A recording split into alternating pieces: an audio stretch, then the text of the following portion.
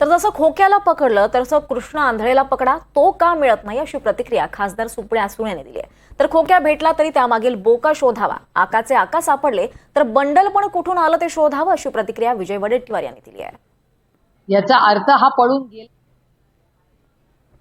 ह्याला पकडलं तसा त्या कृष्णा आंधळेला पकडा, हीच आमची विनंती आहे या सरकारला।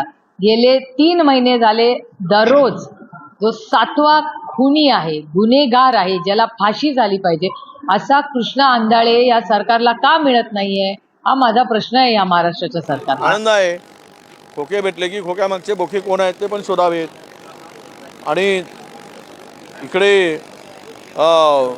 जे बाकाचा आकाश शोधला तसा खोक्याचा बोका शोधावा, म्हणजे आनंद होईल। ते सगळं कुठून आणलेत पैसे, बंडल कुठून येतात, सोन्याचा खजाना कुठून येतो, कोणाचा आशीर्वाद आहे, सगळं शोधण्याची आवश्यकता आहे, शोधलं पाहिजे।